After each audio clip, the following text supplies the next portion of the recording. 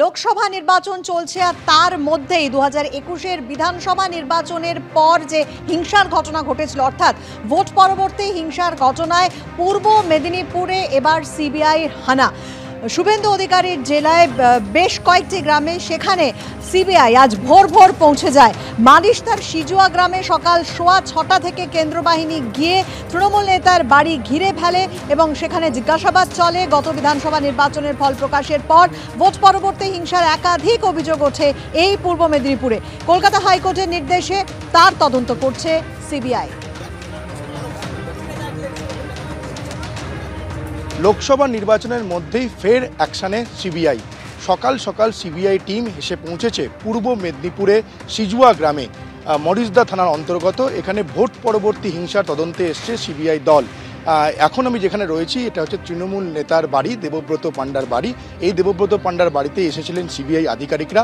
দীর্ঘক্ষণ এই বাড়িতে দেবব্রত পাণ্ডা তারা খোঁজ চালান, কিন্তু দেবব্রত পাণ্ডার খোঁজ না পাননি সিবিআই অফিসাররা। তার মেয়ের সঙ্গে সিবিআই অফিসাররা কথা বলেন, তাকে জিজ্ঞাসাবাদ করেন যে দেবব্রত পাণ্ডা কোথায় গেছে। তা দীর্ঘক্ষণ তার মেয়েকেই জিজ্ঞাসাবাদ করা হয়। জিজ্ঞাসাবাদ করার পর দেবব্রত পাণ্ডার খোঁজ না পেয়ে সিবিআই অফিসাররা এখান থেকে প্রায় ঘন্টা দুয়েক এই বাড়িতে তারা তল্লাশি চালান, জিজ্ঞাসাবাদ করেন। তারপর এখান থেকে এই বাড়ি তারা ছাড়েন। যেটা সিবিআই সূত্রে খবর যে 2021-এর বিধানসভা নির্বাচনের পরে ভোট পরবর্তী হিংসায় এই তৃণমূল নেতা দেবব্রত পাণ্ডার নাম জড়িত ছিল। সেই কারণেই সিবিআই অফিসাররা তার বাড়িতে তদন্তে এসেছিল। মাস দুয়েক আগেও সিবিআই টিম এই বাড়িতে আসে, যেটা কাঁথি থেকে 15 কিলোমিটার দূরে সিজুয়া গ্রাম। এখানে এসেছিল মাস দুয়েক আগে সিবিআই টিম, কিন্তু দেবব্রত পাণ্ডার তখনও খোঁজ পাননি। খালি হাতে ফিরতে হয়েছিল সিবিআই দলকে। তারপর আজ আবারও সিবিআই দল এসেছিল দেবব্রত পাণ্ডার খোঁজে, কিন্তু তার খোঁজ পাননি, তিনি বাড়িতে নেই। তার খোঁজ না পেয়ে সিবিআই দল আবারও এই সিজুয়া গ্রাম তারা ছাড়ে। তবে সিবিআই সূত্রে যেটা খবর যে এই দেবব্রত পাণ্ডার নাম ভোট পরবর্তী হিংসার সঙ্গে জড়িত ছিল, এবং আমরা দেখেছি যখন এই দেবব্রত পাণ্ডার বাড়িতে আসেন সিবিআই দল, এই গোটা বাড়ির চারিদিক একেবারে কেন্দ্রীয় বাহিনীর জওয়ানরা পুরো ঘিরে রেখেছিল। গ্রামবাসীদের একাংশ দাবি করছে যে দেবব্রত পাণ্ডা এই একটা সময় তৃণমূল করত, কিন্তু এই মুহূর্তে তিনি তৃণমূল দল ছেড়ে দিয়েছেন।